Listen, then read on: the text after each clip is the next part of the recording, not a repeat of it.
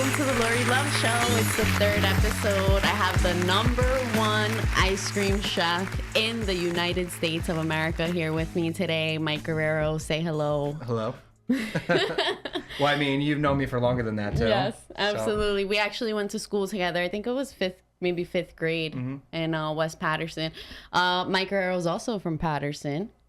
Yes, and before we start, I just want to go over, if you're just joining, watching the Lorri Love Show now, I just want to remind you the purpose of this show is basically to share compelling stories of people that I have met throughout my life who have been inspirational, who have overcome struggle and still been able to do something great with their life. And my end goal of the show is to be able to start a nonprofit organization for the youth, for kids that come from low-income households, so that they can either be provided with finances for materials for after-school programs. So if they can't afford like shoes or sneakers, clothing to do after-school programs like sports, things like that, and also commuting. So if they don't have a way to get to and forth after school programs, or if they can't afford to go on school trips, things like that. So that's the purpose of this show, which is why I started it. So please do me a favor and subscribe to my channel so you can see the new episodes that come out. And if you like the video, hit like, share it with your friends, your family. That help will go a long way. So let's talk about your journey, Mike. Let's talk about okay, so we went to school in West Paterson, then we were in high school. We had a really tough disciplinarian.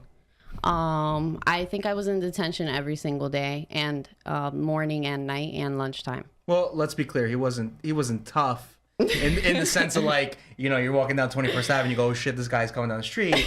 But he was tough in the way of, you know, I think that a lot of times that these people, they get power trips in the power that they're given, and you know, he didn't make it about the kids. He made it about just being petty and stuff like that. And you know, it's just unfortunate because, you know, as we both know, you know, for lack of a better term, the white kids, you know, the kids that come from Totowa, that come from West Paterson, that come from Little Falls, you know, you and I both know they got into way more crap than us. But, you know, coming from Paterson and being Hispanic, and you know, you got targeted a lot, you know, for things that, you know, didn't make sense.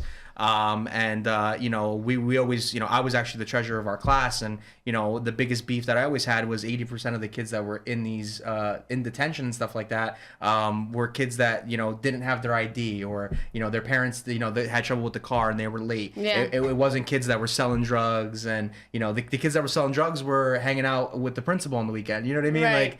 Like, so, you know, it's really unfortunate.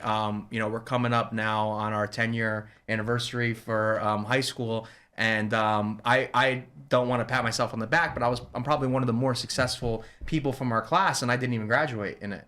I'll be going as a guest, not as an alumni to it. So you know, it's just unfortunate, you know, and look at the way things turned out, you know, and you know, I love your idea of working with nonprofits and trying to give kids opportunities, because you never know what kid is going to pan out to be something great. And I think that, you know, we kind of pick and choose winners and losers too early in life. Yes, absolutely. You know, you like the kids from third grade that were basketball stars, we're trying to make them stars, and, you know, these kids are not even hitting puberty till they're 16.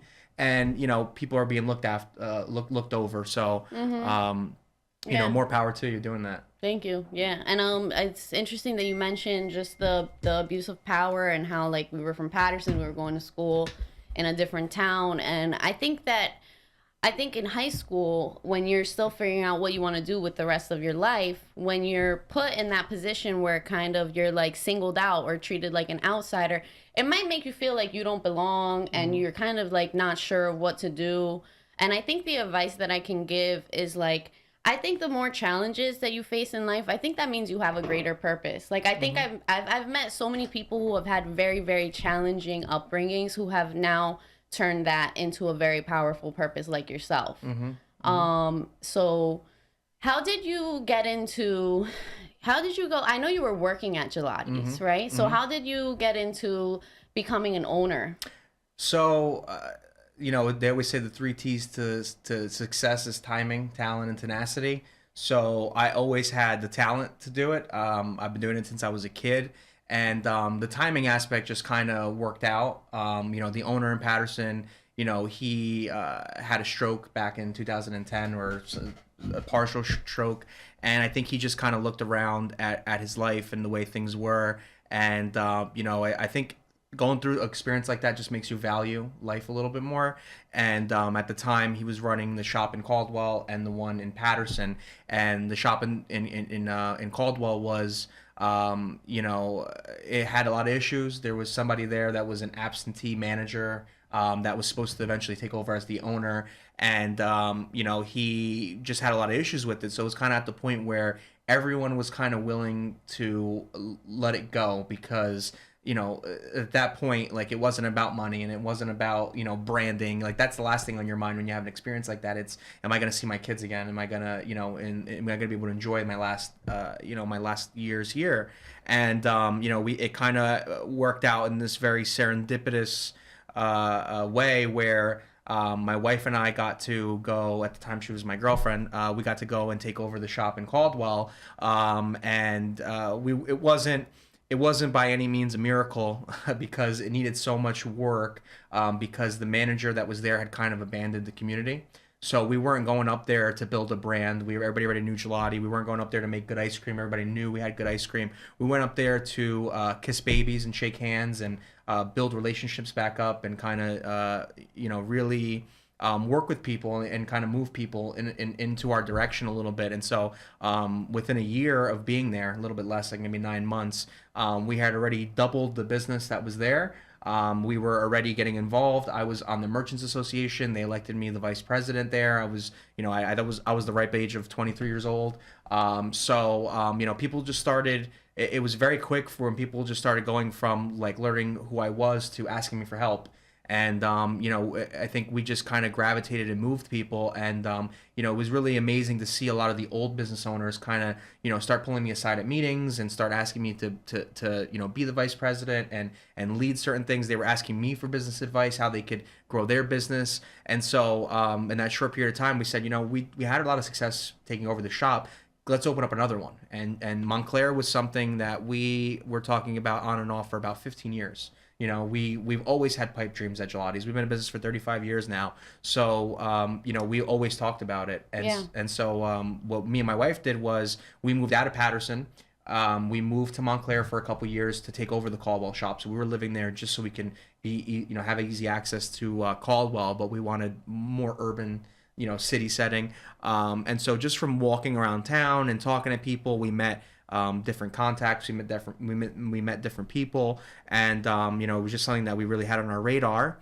And there was this new building development that they were doing in Montclair. So we basically, timing is one of the three T's to success. And so we said, this has got to be the right time. They're building this new development. So we signed a lease, and everything, and we were ready to go. And they never were able to deliver the space. The Montclair has been under massive construction for the last couple of years. They were building up this new facility. They're doing renovations near the Wellmont. So they're really trying to build the city up. But since they weren't able to deliver the space, we kind of started thinking, is this really is this like the world trying to tell us that we're not ready for it yet? Is this if it's not meant to be, it's not happening? Mm-hmm. And it kind of made us reflect on everything. And in typical fashion of the way my life has come together, we called a real estate agent. We said, all right, our lease is broken because we can't get into the space.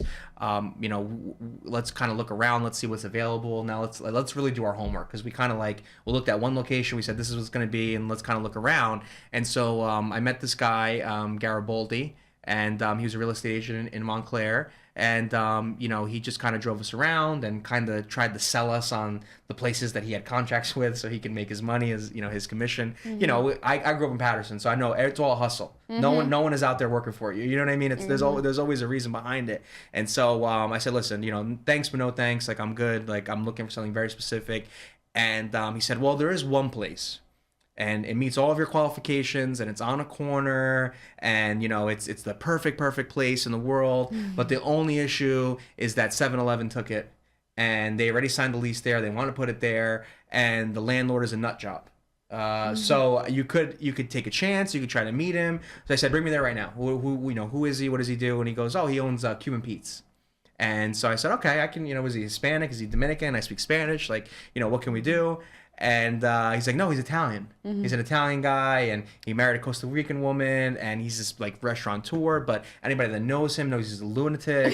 And just a quick note for those of you that don't know what Gelotti's is. Gelotti's is an ice cream store that originally started in Paterson. It's on the borderline of Paterson and Totowa, and it was really definitely like something like. I remember throughout my childhood, every Sunday, it was like we all wanted to go to Gelotti's. Or like, and then once I had a car, it was like, I'm going to Gelotti's after school. And it was like, everybody would bring their kids, their family. And like, if you did not know about Gelotti's, like someone was going to tell you about it. You had to try it. And so now they've expanded. And I definitely recommend anybody who hasn't tried Gelotti's to definitely try it. Their ice cream is phenomenal. It's homemade. Thank you. Made from scratch. A lot of passion. And I think your passion is definitely what has brought you this far. But no, let's continue on with this. Yeah. So I don't know if you've ever been to Cuban Pete's. Yeah, but absolutely. It's a madhouse. It's like we call it the Gelotti of restaurants because like the line is just as long. Yeah. But people are sitting there for hours at a time. Yeah. And we walked in and I was with Bree, and she had her hair done purple and crazy, and we walked in and he's like, oh, these are the people that I want to introduce you to, and he was flustered. It was busy, and he said, I don't have time, but he just keeps like looking at us, and then I don't know if he had like some kind of feeling, or like he's a very emotional guy. It's not like, even on his business cards he prints on it, it's not business, it's personal. Like he's a very personable person. And he's like, all right, I'll make 5 minutes, you got to come outside. So we follow him outside, we're sitting on the sidewalk, and he's like, I'm gonna ask you 5 questions. And like it was like in Aladdin, like some kind of like cartoon kind of thing, and you gotta answer these 5 questions. Like one of them was like, how big's your parents' house? Well, I don't have parents. And he goes, okay, you passed that question. And just kind of feeling me out or whatever. And then he goes, what nationality are you to my fiance or girlfriend at the time, now wife? And she goes, oh, I'm Dominican and Colombian. And he's just like, all right, good, my wife's Costa Rican. Next question. And I don't remember the other questions. I just remember like after the 3rd question, he goes, all right, I don't have to ask you the other 2 questions. You got it. And I said, what do you mean I got it? He goes, the place is yours. And I said, all right, well, at that time I was just being versed in business, so I'm like very formal. Oh, can we sign a letter of intent? Can we have an agreement? Can we do this? He goes, no, I don't do that shit. You shake my hand, and that's the way. You're from Paterson, I'm from Elizabeth. This is the way we do shit. But I'm busy right now. Leave me alone. And he just walks back into the restaurant, whatever. And I looked at the real estate agent. And I go, that's it. And he goes, yeah, I don't know how you passed that test, but he gave it to you. That's what it. I know this guy for a long time. He means for real. So like the next day, I went back down there with Bree, and I'm like, hey, let's have this little cute contract. Let's sign it.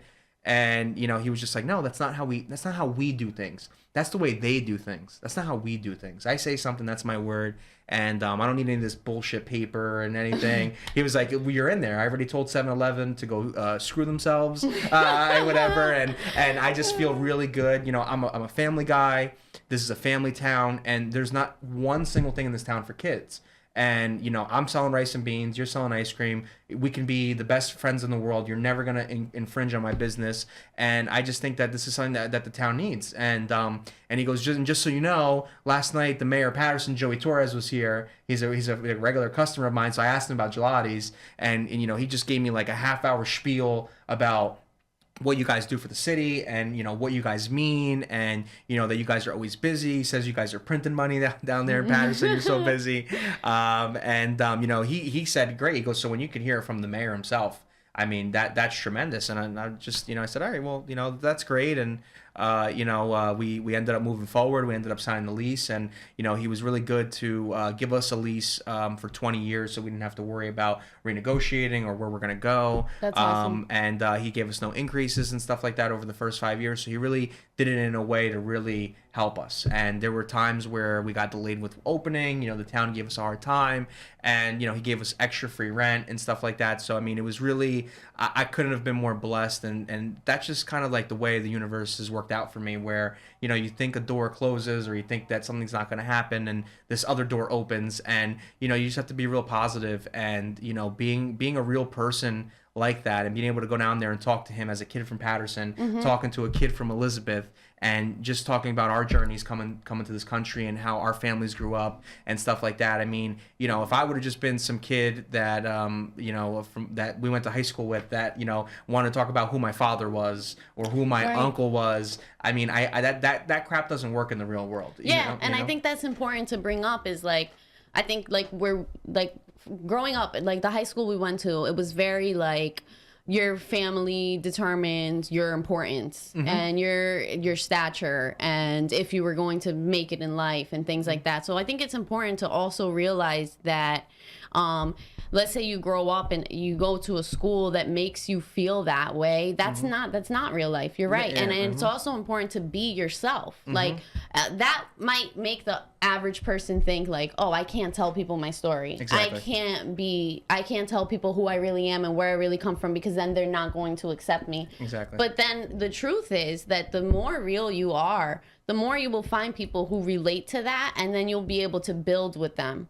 And the fact that you are very community based is like another thing I want to bring up, is because, you know, we're like in the age of the internet. So everything, people think that, like, you know, buying likes or buying or doing advertisement online is the only way to make it. And really, like, your community is the way to make it, because when you relate with people face to face, you talk to them, you reach out to them, like, that's an experience they'll never forget. Like, we scroll on the internet and we see ads and we see things. We forget about those things. But when you interact with someone in person and you get to know, like, who they are, they'll never forget you. And I think that's something that has also helped me, like, on my journey, is that I've gone out there and I've put myself out there to meet people and make connections with people who share similar stories as I have. And they remember me and they look for me. And I think it's important, because we kind of close ourselves off sometimes because we're determined, like, I want to reach this goal. But you don't realize that it takes a tribe to reach a goal sometime, and having, like, a right team and not closing off because you had a bad experience with so-and-so, or things didn't work out with one person or another. You have to still have faith in humanity and, like, still work with others, because you really can only succeed with a team. And you know, like, to go back to what you were, a couple things that you were saying earlier, you know, statistics show, you know, in a high school setting, in a early childhood development setting, studies show that who your father is, if your parents own your home, the advantages that you have, or is your parents a politician, are they connected? I mean, statistics show that these kids, you know, that there are advantages to having your parents own the house. There are advantages to your parents being connected, whatever, politically and stuff like that. I mean, there's vast studies on it that show that, just based on what zip code you're born in. You know, even though we both went to PV, if my zip code was born in Paterson, I have a more likelihood of being, you know, a failure versus a kid that was born in Totowa, and it's literally, you're talking about blocks away. Yeah. And I mean, that's just the way that our society is built, because if you're coming into Passaic Valley and you're a kid from Paterson and you're Hispanic, you know, you're this and you're that, and we're going to pigeonhole you, and the opportunities that we offer you are going to be less, and the things that we give you are less. So I mean, that's a real thing. I mean, it takes more effort for somebody like you and I to sit in this room than it does for a lot of other kids. Yeah. And you know, the way that I build my business, I go out to these communities and I find those kids that are thrown aside, that have talent, that have you know, the passion to do things, and we turn them into our biggest advocates. We turn them into the biggest warriors that work for us. And you know, it's really is a shame that, you know, that unless you create opportunities for people, you're never gonna find, you know, like we always hear, like in movies and in stuff, it's kind of cliche, but the cure for cancer is in someone's brain somewhere in the world that's living right now. And how are we gonna find it? And who is that gonna be? And our society is constantly like, well, the ones that get the most attention and the ones that win the most awards and the ones that have the most money, those are the ones that we do. And the second thing I wanted to go back to is talking about that sense of community. You know, when we go out to these events, for whether it's Gelato Festival, or we go out to the convention at CGEP in Italy, it's just so funny because, as you know, Gelotti's is like an army. So I could go down any street of Paterson in my Gelotti truck and literally, like, run somebody over, and the 4 people watching would help me cover up the body and bury it, because I got to go back and make cherry vanilla. You know what I mean? It's the brand. It's a joke. The brand. It's a joke. But what I'm saying is that the brand is so powerful that it moves people. And so when I go into these contests, people go, well, Gelotti's only has 5,000 followers. and Chef Mike only has 300 followers on Instagram. Exactly. And means nothing. And it's just so funny because the girl after me has 20,000 followers and her shop is not busy, and the guy after that, he doesn't even have a shop and he has 10,000 followers on Instagram. And so, you know, I think that sometimes there's a disconnect in the business world between the actual people that visit your shops or the actual people that are buying your brand and people that are just nonsense bots on Instagram. Yeah. And so anybody that you ask will tell you, well, if you pay me $100 a week, I'll get you 10,000 followers. But is that actually going to be 10,000 purchases? Exactly. Because even if they're purchasing something that's $1, your 10,000 followers, that's $10,000 every single week. And that's not what's actually the truth. Mm-hmm. Whereas Gelotti's has, I would say at this point, over 1 million fans in the world somewhere. Yeah. People that, you know, I've gone to the airport in Italy and there's been an Italian TSA agent that said, oh, I went to New York at one time and I went to go see Gelotti. I've been in Florida in Walmart, and the guy cutting the deli meat goes, oh yeah, the place next to the cemetery. I've been to DR, where literally like the 7 people that were in this one restaurant that were sitting at the table for hibachi, all of them were from Montclair. All of them knew Gelotti Montclair. They all saw like things that we've done, and they all want to talk about, you know, blueberry basil or different flavors and stuff like that. So I mean, to me, that's real. That's how you materialize your following. And like you said, you know, it takes an army. But you know, one of the things that I preach to people is that you have to be the first person to believe in yourself. Mm-hmm. Because if you can't sell you on you, if you can't think that you can actually accomplish it, if you don't think you're the best chef or you're the best business person, there is no way anyone else is going to buy into it. So we look for so much validation from others sometimes that we forget to realize that we have to believe in ourselves first. And so if it takes you, let's say 5 years to get your shit together, get your business plan together, or if you're doing a record, it takes you 5 years to write your lyrics and to, you know, put together your track list. I think that's more important than getting out there. You know, Yeah. we're in a society, even like in the music industry, which I was involved in for a period of time. You know, we're in this thing where we got to get the single out. Then we got to get the mixtape out. You know what I mean? We got to get it out. And it's like, you know, then you run into these situations like, you know, when me and Chris were doing stuff for IAR, we were doing something for Hot 97, and they're like, wow, you know, we really like the song. Come do this talent showcase. And then you do it, and they go, all right, do you have like 12 more tracks?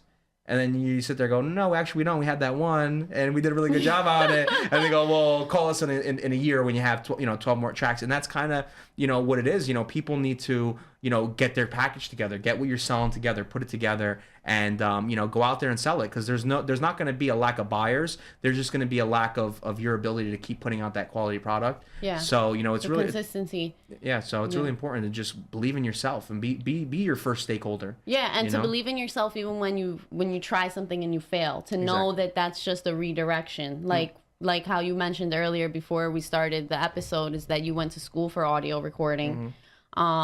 Or that you didn't graduate high school, and you didn't let that stop you. And I think that that's really important for people to hear, because it doesn't mean, sometimes we look at something that didn't go our way as the end, when really it's just an opportunity for a new beginning. So to be able to constantly look for opportunity is really important. And you're right. You have to believe in yourself so that you can see those things as opportunity. So you can be like, this happened. That means I'm just going to go harder, you know? And another thing I wanted to mention was that you have now the Caldwell location, you have the Montclair location. So how did you get into, what made you decide like, okay, I want to compete? You know, the owners. So I learned how to make gelato from the owner and the manager in Gelotti Paterson, and I was fortunate enough to actually teach the founder's son, Rob, how to make gelato. And you know, he was a kid that got in trouble, and you know, he had to hang out at the shop a lot. And you know, I mean, I come from that mentality of, well, if you're gonna be here, you might as well, you know, help. You know what I mean? Yeah. So I mean, that's how I grew up in my uncle's pizzerias and stuff like that. So you know, I kind of took it upon myself to teach him how to make gelato and kind of get him excited about the business. And you know, he started competing. He actually started competing in on the West Coast. So he was out there for school. He went to San Diego State University, and he's very entrepreneurial. He was out there making gelato in small batches.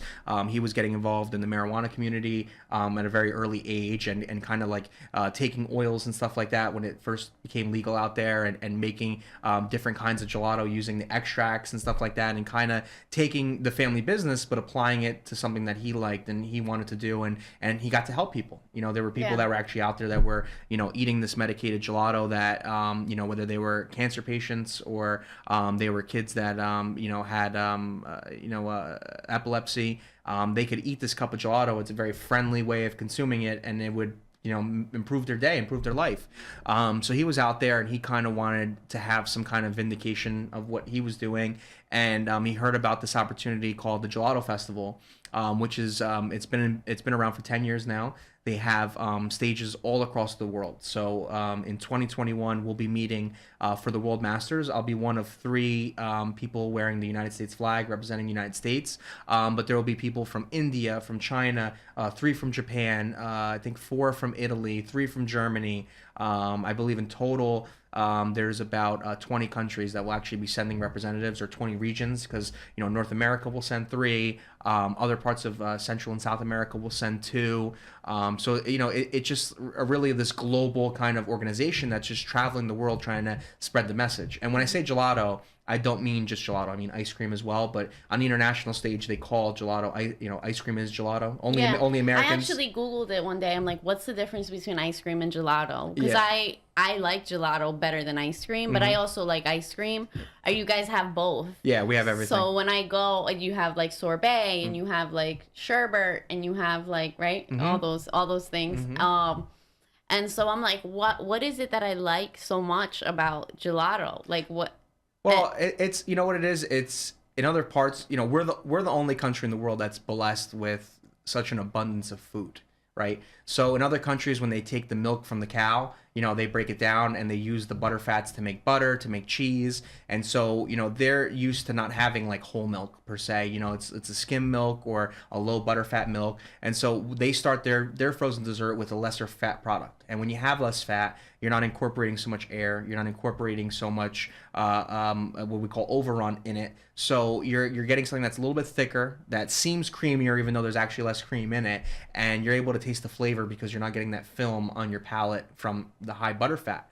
But at the end of the day, by the time, you do start with that lesser fat product, but by the time you have to put in a little extra sugar because there's no fat, and you have to put in a little bit more ingredients because there's no fat, you end up with something that's almost the same. And I think that, for purposes of like building up what gelato is on the international stage and building up the chefs, I think we have to kind of break down that barrier, because ice cream is only in the United States. And it all comes from, again, I don't want to waste too much time on ice cream, but, back in the day, there was a senator in South Carolina that saw that this ice cream machine got made in the Bronx in New York. So you know how that South versus North, like beef is never going to die or whatever. So he says, well, this guy's going to ruin America. This automatic machine to make ice cream, they can set it to whatever they want, and you don't know what the quality is going to be. They can be selling you, mostly air and a little bit of ice cream. So they had like, congressional hearings, and they invited him down to the Senate.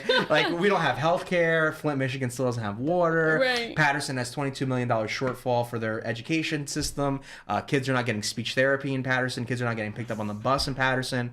And the senator had time to have an ice cream hearing. So out of that hearing, basically the FDA had to step in, and the Supreme Court of Ohio and the Supreme Court of South Carolina had to say what an ice cream can be. So the whole spectrum from left to right is gelato. You have your sorbet somewhere on there, you have your sherbet, you have your ice cream, and ice cream is just such a small portion of it. But because of what happened, like, Americans were just so focused on what's authentic ice cream, what's real ice cream, and it's such a little small portion of like what we can actually be enjoying. So like, part of what we're doing is trying to break down these barriers and try to do stuff. So getting back to how we got involved, Rob was on the West Coast, and he saw that this International Gelato Festival brought a stage to the United States in Santa Barbara, and at the time, he was about an hour away, and he drove up there, and he went and he participated, and he ended up becoming really good friends with the founders and the managers of it, and he had called me. He was so excited. He won third place at it, and he was like, man, if I could win third place, like,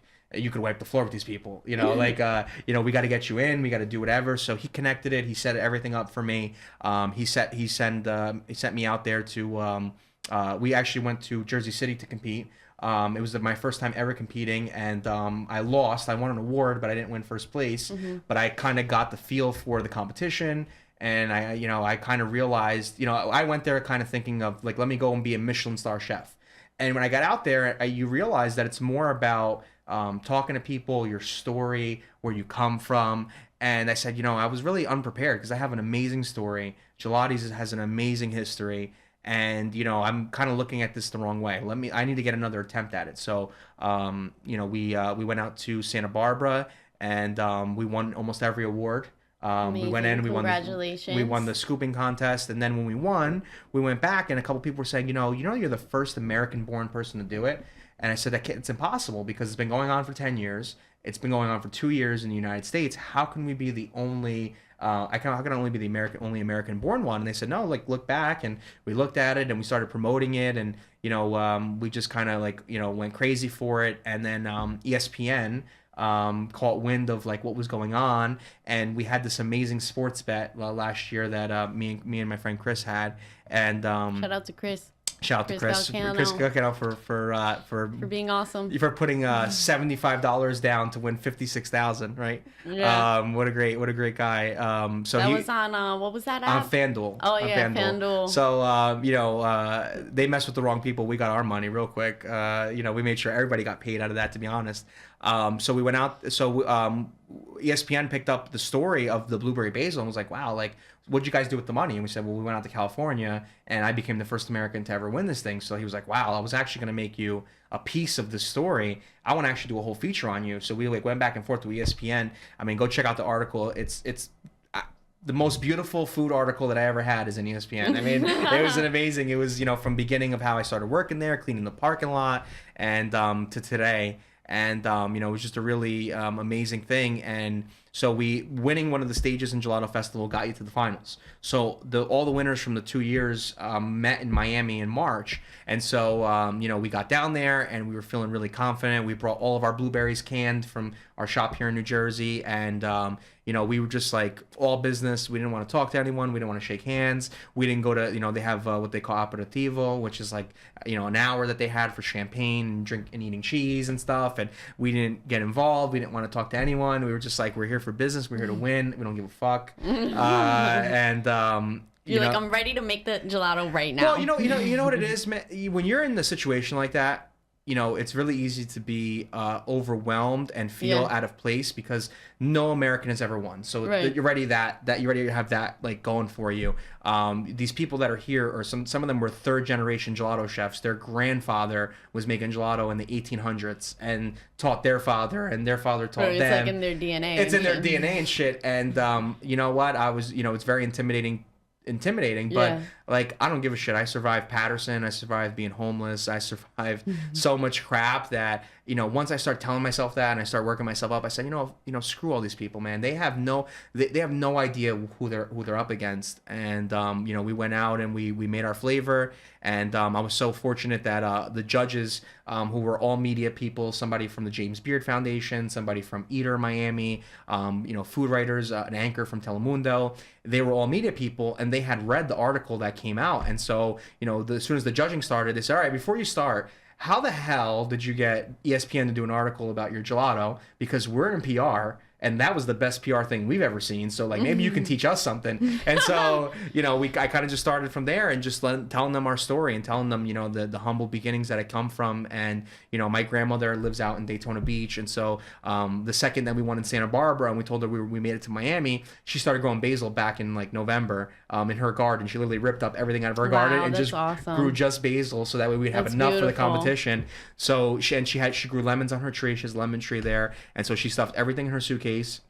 Drove out from Daytona with my sister to Miami with the basil, with the lemons. So, because we noticed... That's love right there. That's love. There's no way you couldn't win with all that love. I mean, you had homegrown ingredients. Exactly. And what is one of the number one things that we talk about, like being from Paterson, like be real. Yeah. And so, like, it kind of, like, going through these competitions, like, I just saw how much bullshit people were talking about. There were people talking about, oh, this is grown on a farm just for me. No farm grows something for one shop. And you know what I mean? Like the farm grows it for me, and I sourced this from here, and I flew on a plane and did this. So, when I got up there and did my presentation, I said, not only am I going to tell you where my ingredients are, but I brought the receipts. I brought my grandmother. I brought these pictures. I'm going to show you how we grow it. I'm going to show you what we do and how we do it. And, we just wanted it to be real. And, what we said, if we're going to lose being real. And if we're going to win being real. We went through the whole weekend. And I have to say, it was the first time in my life that, because of the media coverage, like it was the first time in my life, people were coming up to me going, oh, Mike Guerriero, and you're from Paterson, New Jersey, and I saw your story. Can we take a picture with you? And, I kept trying to tell the Gelato Festival people, I'm like, you guys should just let me win because I'm good at this. I'm giving a lot of publicity or whatever. And there were so many people that we met over the course of the weekend that came back at the end. And at the end was the award ceremony. And it's really just like, the festival's closed, the lights are shut off. And so many, like I had a group of like fans that were just like hanging out. So, my wife ran over, got them Gelotti shirts and got them Gelotti hats, and we all took a picture together.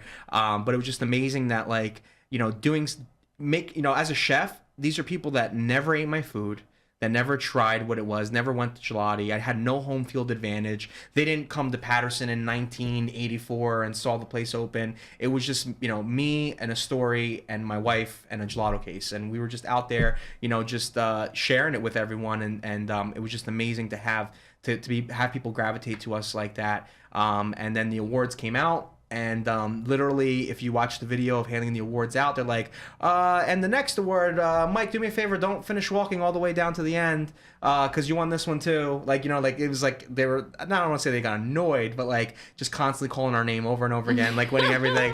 And then at the end, I said, we won every award. So they were going to announce who was the winner. And I walked up to this guy that I thought was the best one there, in my opinion. And I said, oh, congratulations, you won. And he was like, oh, thank you, but no, I don't think I won, whatever. And I'm like, no, you won, and you're the best, and I would really love to, like, come out to Long Island and see you and, talk to you about stuff and whatever. And, like, literally I was already defeated. And then Mike Guerriero won. And, it was tremendous. And, I was like, oh, okay, never mind, my bad. And, real quick, just like, oh, my bad, peace. I'm gonna go accept this award now. And so we won and everything. And, I think I held it. I was happy. I gave my little speech, but I think I held the medal for like 30 seconds, and then I threw it in Bree's purse, and I was just like, all right, let's move on. Let's just go to the next one. And we just that's just the way that it is. I mean, coming from the background that I came from, I mean, it's really hard to celebrate. You know what I mean? It's just like you're just so used to grinding that it's just like, if you waste a second, kind of like, getting caught in the moment, you kind of like, sometimes you can get lost. You feel like you have to constantly keep working and improving and like, because you never want to go back to like those hard times. So it's like, you realize how important hard work is. You realize how important it is to stay focused, because so many of us that do come from like hard places, we get distracted. I think sometimes it's like the emotional part where you do feel you have stress and pain and things like that. And if you dwell on that, you can get stuck there. So it's like, it's important to keep going, and then to not stay stuck on your successes either, to be like, okay, I did it. No, there's always like more work to be done. Exactly. And that's great that you adopt that. Exactly. Yeah. And I don't think about myself. So whenever I'm running my business and I'm making a decision for my business, or I'm out there representing, I'm thinking about the 40 mouths that rely on me to feed them every week. I think about the over 100 Gelotti employees that are in all the locations that, need to know where their paycheck's coming from. And I think about the founder and how he feels. I'm always want to make sure I'm making him happy. And, I just have that perspective, and people that know me, and people that have interacted with me know that it's not about me. And I try not to make it about me. This has been, I've been involved in Gelottis now for 15 years, and this has been the first year and a half that I've actually, like, it's actually been less than a year. All these competitions, all these awards, they just started back in October, of 2018. So it's been 9 months now of coming out of the shadows and feeling confident enough to, stand on my own two legs, and you know what I mean? And it's something that when I do it, people are like, it looks like you've been doing it your whole life. but it is something that is just always, it's still hard because, you know, you want to be accepted into these circles of people. And, you know, like we said, since high school, you know, people are always trying to say like, you know, these guys are here and you're here. And, you know, now it's like, well, I'm here, but I still feel like I'm here, you know? And it's like embedded in you. Yeah, it's embedded in you that you're less than. Yeah. You know what I mean? It is. And it's true. And it's funny that you mentioned that because like people tell me like, so some people tell me, people that did not go to our school, they'll be like, well, you're light skinned and you look white, so you're probably have more opportunity come your way and like you're probably more accepted. And I'm like, you have no idea how it feels to be like, I feel like we get racially profiled just as much. I'm like, white people know I'm not white. They don't know who my parents are. I don't come from a wealthy home. So it's not like that. It's really like, you know, people who come from like wealthy families, they use that as their token to get into a lot of places. So it's like, you know, you're growing up and you're literally treated like an outsider all the time. And you grow up with that mentality, like I am an outsider. But honestly, I think that you and I and a lot of us who went to that same school, we've used that as a way to create our own lane too. And it's important to just not let being accepted or not accepted by anyone like deter you from finding your purpose and from staying consistent in wanting to succeed. You know, like the emotion part is like one thing, but it's like you have to control those emotions and just like keep moving forward. And I'm glad that we were able to talk about that because it's like a lot of people look at me like, well, you should have it easy because you're light skinned. And it's like, no, I don't have it easy because I'm light skinned. And I mean, it's almost like, don't get me wrong. I mean, being a person of color in this country at this time. Yeah, I mean, tough. It's tough. You know what I mean? And I'm not. It's tough on all spectrums too. Like even you know, being a person of any color, I feel you are profiled, and I feel like we all have to stick together, honestly, and support one another.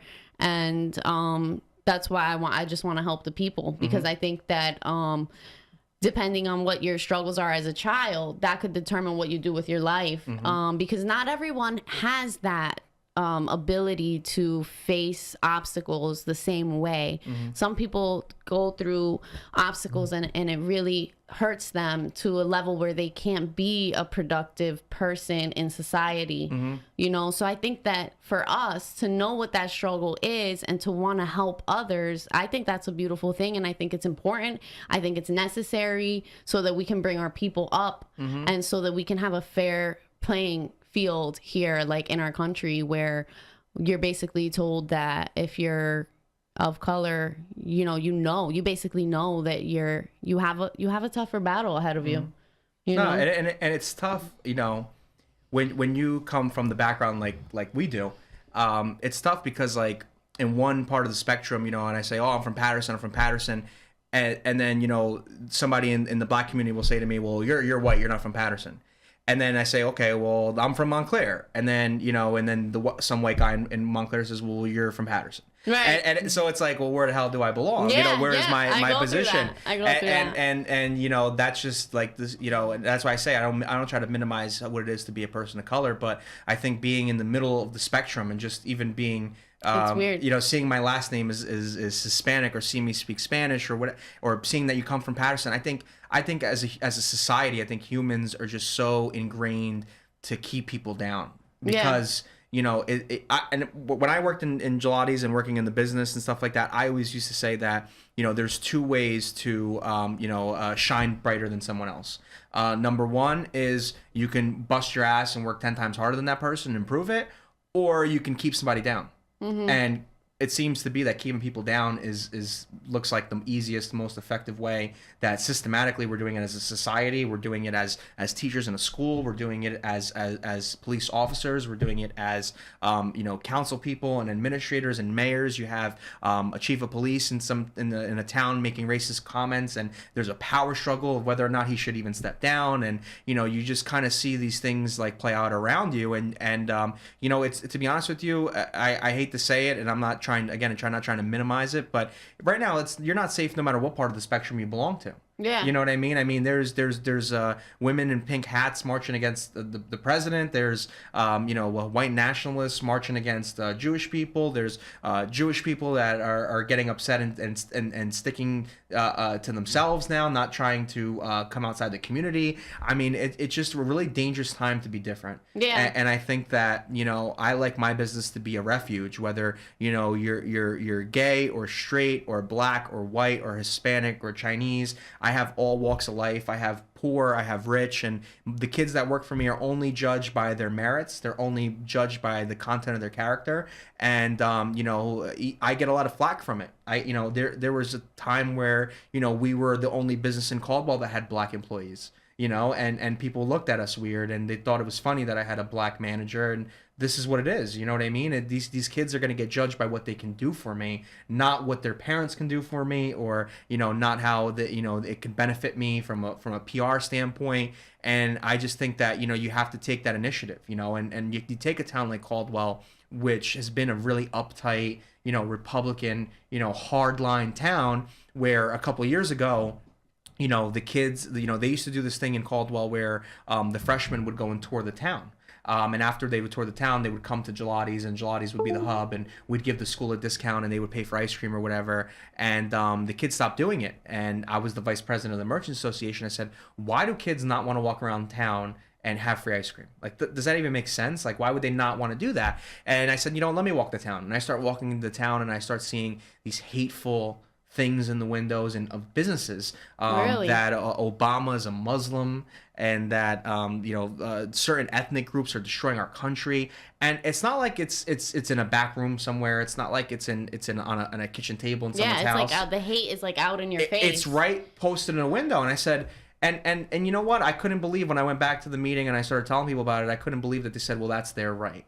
But what about the right of the kid walking on the sidewalk? What about the fact that universities are majority women, or universities are majority kids of color? I mean, in the next 10 years, the majority of all the high school classes are going to be people of color. They're going to make up the majority. Why are we making them feel the way that they feel? Why are we making them feel so uncomfortable? So, through the work that we've been able to do in that town, we single-handedly, as an ice cream shop, used our platform to break some of those barriers. And now we sit in a town that's now we had, for the first time in Caldwell history, there's a Democratic mayor. For the first time in Caldwell history, there's a Democratic council. And, they recognize the work that we did. And it's not about Republican. It's not about Democrat, okay? Because the pendulum swings, okay? If back when, Abraham did the Gettysburg Address, you and I would probably be Republicans. You know what I mean? So that has nothing to do with it. But it's just about building a society that is accepting of others. And when you look at something like ice cream, it's not possible without the whole world. I mean, the vanilla bean comes from Madagascar, but it started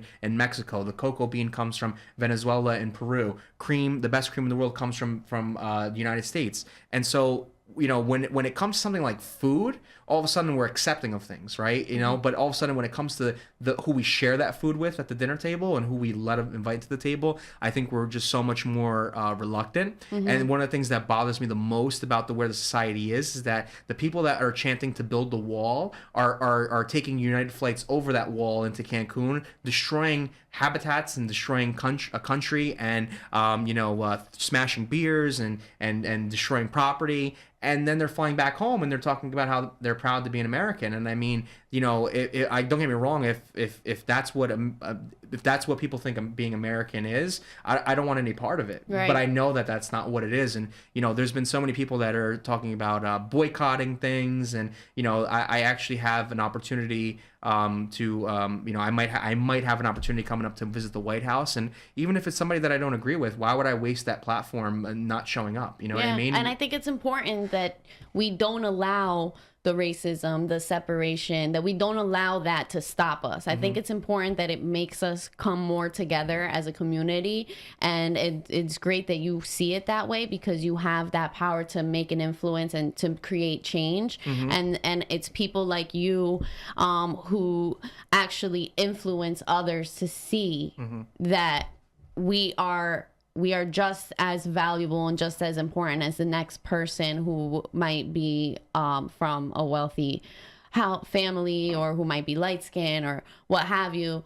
us people of color, we're just as important and we have just as much influence. We just have to make sure that we use that influence the right way, and that we don't allow the hate to keep us locked in our homes or to keep us separated from people. So I think you going to the White House, that's amazing. That would be awesome. And the way that I think that the one thing, you know, like, I'm gonna be honest, I grew up in Paterson since I was a kid, so I don't want to sound like naive, but like, I didn't experience racism until I got older. You know what I mean? Yeah. Because, you know, when you grow up, you know, poverty doesn't know a race. You know what I mean? So when I'm getting up every day, trying to, you know, getting my mom's, you know, welfare food stamps, and I'm going to the bodega to get something, you know, with the black kid and the Asian kid and the Bengali kid. We're all struggling together. We're all struggling together. And so, like, it wasn't until I actually stepped out and I actually started getting responsibilities and I started getting, you know, these bigger platforms, and I started seeing the way people talk about people. And you know, for me, it was normal. I had a Jamaican nanny growing up that watched us, you know, and you know, and we experienced different cultures, and you know, you were able to see different things, and you know, it's just so sad to see that, because at the end of the day, you know, when, you know, we always joke about, like, the thing on a plane, because it's like, you know, you're fighting with somebody that's from, you know, with, like, in the United States we have a beef, like, if you're a New Yorker, you don't get along with somebody from Alabama, but if you and the guy from Alabama are on a plane in Italy and some shit goes down, all of a sudden you guys are allies. You know what I'm saying? Yeah. And that's what the funny thing is, depending upon where you are, all of a sudden you start realizing it. But from the beginning, before these situations even happen, we are more alike than we are different, you know? So, I mean, it's just been, like, I think that once people really realize that, and, you know, the biggest thing with what's going on with this presidency and this society is that, you know, regardless of what part of the spectrum you are, if you're poor or you're rich, they've done a tremendous trick on us, where they've gotten us to believe that even if you're poor and you're making nothing and we're stealing your Social Security, if you're white, you're superior. And in retrospect, they made it, well, even though you're rich and you have all this money or whatever, you are nothing. We will, you know, you could be 21 Savage and we will deport your ass. Yeah. And so it's like, it doesn't matter anymore. You know, whether you're successful, you're not successful, if you donate to charity or you don't donate to charity, it's really just come where everybody is being prejudged. You know what I mean? And so, like, you know, even like in my shops, I interview people without even meeting them. I don't care if you're black, white, fat, skinny. I hired a girl this year that only has one hand, and she works 10 times harder than kids that have two hands. You know what I mean? And so, you know, if you take that mentality and you take that perspective of just judging people based on what they can do, I think you know, I think that there's a lot of businesses out there that you know, don't take advantage of the people that are working for them, because they have it that their son has to take over their business or their daughter has to take over the business, and they're missing out on opportunities. And I read something I think it was in Rich Dad Poor Dad, and it was saying how a lot of, like, the wealthy kids, they feel inadequate, or they feel like they haven't done enough because they inherited so much that they feel like they didn't even earn it. And that causes, like, depression to them. They feel like they will never be able to outdo the work that was done before them. So I think, like, looking at having nothing and making something out of it, I mean, we're in a place where I think that that's actually even more gratifying, to be honest. And so when we have these stereotypes and these ideals, like, if you come from nothing, like, it sucks, you know, it doesn't, because it gives you the opportunity to say, look at what I was able to do, even with all those odds against me. And there's so many of us who take that pride in saying, like, I'm not going to let these ideals and stereotypes determine my future. And it's important to never let those ideas and stereotypes determine your future or your perception of others or the way that you treat others. And I think that, you know, just from the way that you spoke today, you can tell that by having love in your heart and compassion for other people, that will make such a big difference. And like, when you share your story, you relate to others. And so that's what's most important. Not popularity, not money, not color, not likes on Instagram, none of that. It's the work that you put in and the love and the compassion that you have behind it that has really allowed you to get this far. So, like, I'm really grateful that you came on today and that we were able to share your story. Thank you. Because it's very inspiring. I even remember a few years ago when I was in college, and you had the Tap Into newspaper, and you reached out to me and you gave me an opportunity, and I can never forget that, you know. And I dropped the ball. I went to this like town council meeting and it was in Paterson, and literally I saw how like I could tell from being there that they did not really care about the town. And that just ruined like journalism for me. Because I was I do not want to sit here with these people that are so fake. Like, they're not even listening to what's going on. They're not asking questions. They're just voting. They're all doing the same vote. And then the one or two people who have questions, you can tell that they're kind of like wanting, the rest of them want to push them out because now they're going against the overall plan. So, you know, seeing that, it was just like very intense for me. And I give you so much respect, and I commend you for trying so many different avenues and always looking for opportunity and staying consistent and not letting your history define your future. And that's really important. And I definitely recommend everyone to go try Gelotti's, whether you go to Caldwell, whether you go to Montclair, whether you go to Paterson. And you're also going to open a location in New York City soon. New York City and Randolph. And when is the New York City location opening? Because I have a lot of people from New York that watch this show. Well, New York City is going to be sometime within the next 3 or 4 weeks. So we don't. Amazing. So it's going to be really quick that we're going to turn around and that we're going to do it. You know, but just going back real quick to what you were saying about the town council and stuff like that. You know, the biggest controversy that has been on Facebook about the city of Paterson in the last 6 months has been a video that was made by a friend of ours, who's now a friend of ours after we got to meet about it. But his video went viral because there was a debate on whether or not Gelotti's was in Paterson or in Totowa. And I won't go into it really quick, but the reason why I bring it up is because, you know, you talk about the council meeting, you know, and I wasted all this time talking about Gelotti's, but let's talk about Paterson for a second. Paterson has a $22 million shortfall in their budget for the education department. They have an over $30 million shortfall for their budget. And, you know, there's kids that are not getting picked up at buses. There's bus drivers that are coming to work under the influence. There's busing companies that are owned by the councilman that are failing to do their job, and the councilman is getting the contracts for it. And it's not about if I think these people are good people or bad people. I think that all the people that are on the Paterson Council are good people. I think the mayor's a good person. I think the gentleman, Frank, that made that video about Gelotti's being in Paterson or Totowa is a great guy that cares about the city. But it's like we brush under the rug the real problems that we face as a city. And we focus on stupid shit on Instagram and on Facebook. And we you know, there's more pictures of the white heroin addicts on Broadway than there is of the kids that are not getting picked up from school. And what's really important here is that we look at the drugs and we look at the drug users and the drug dealers, but we don't actually think that if they had a better education, if when they went to school they were empowered and they felt that they were going to have a future, they wouldn't resort to drugs, to drug dealing. They would see the opportunity that they have. But because they're going to these broken school systems that are not empowering them, that they feel ignored, they feel like they aren't seen for who they are. They're not supported through their struggles.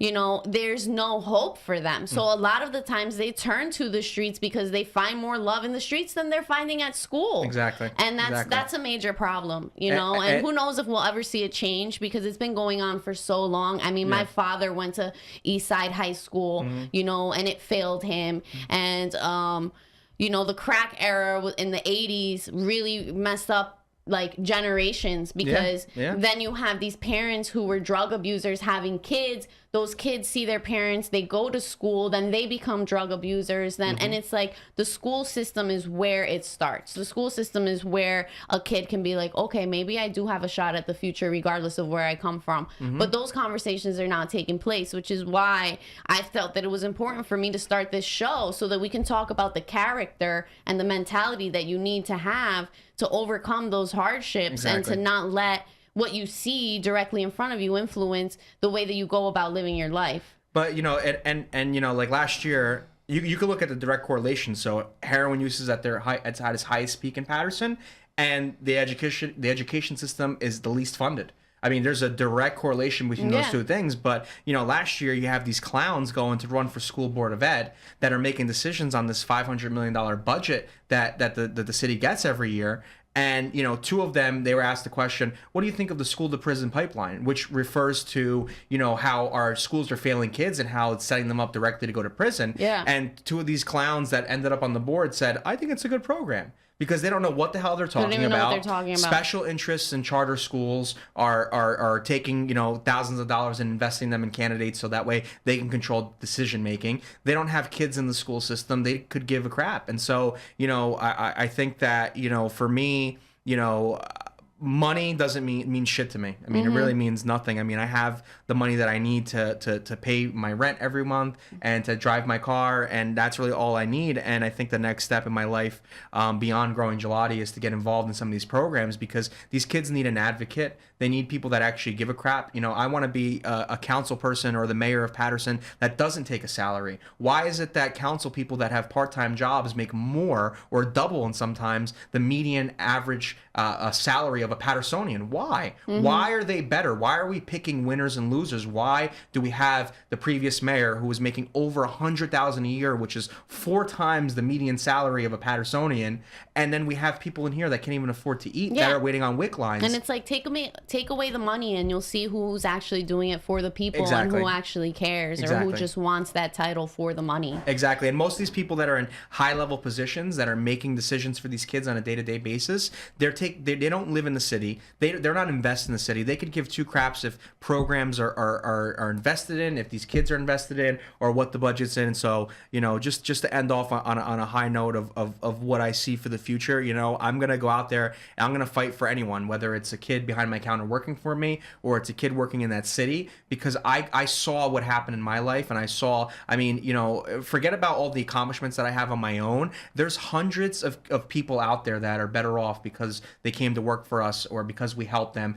I mean, and our staff, you can see it reflected in them, and they go out and they help people. And, you know, the first thing that I say when I help one of the kids that works for me, you know, they want to thank me. Thank you for helping me with my car payment because I couldn't make it. Thank you for fixing my car at your mechanic because I couldn't afford it. And they say, well, what can I do for you? What can I do to help you? And I said, go help others. Yeah. And if you can go help 5 people and they can go help 5 people, I mean, that's really all it takes to start a change in what we want to see. Absolutely. And you know, I want nothing more than to see and be a part of helping Paterson get back into its glory days, because there's a lot of potential here. I just think that right now we need to lead, not just in the mayor's office, not just in the council's office. We need to lead on every block, making sure the streets are clean. We need to lead in every school, making sure the kids have lunches. We need to lead in every kind of area that we possibly can, and there's not one thing that's more important than the last thing. And I just think that you know, like you said, if you take the money away, there's not really a lot of people that actually are there for the right reasons, and I think we need to start taking the money away,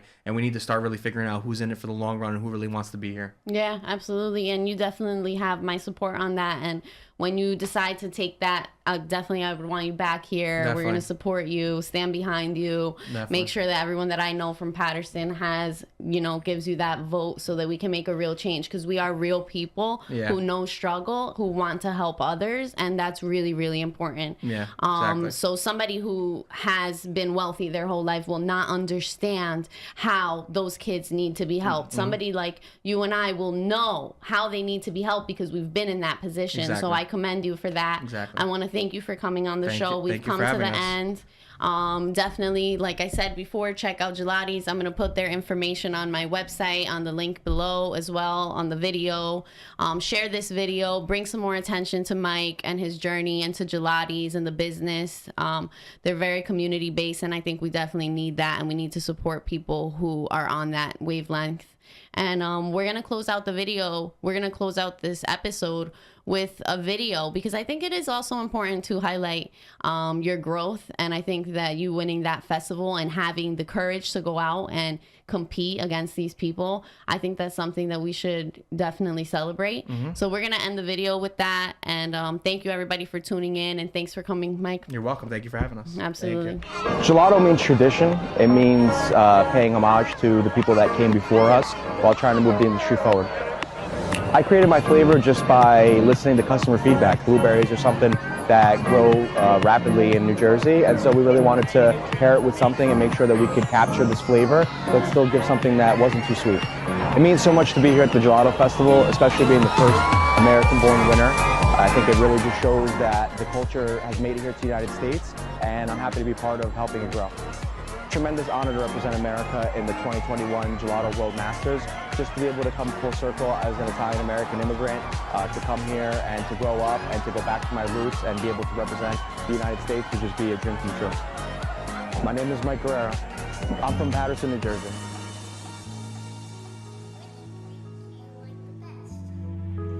What's my favorite dream?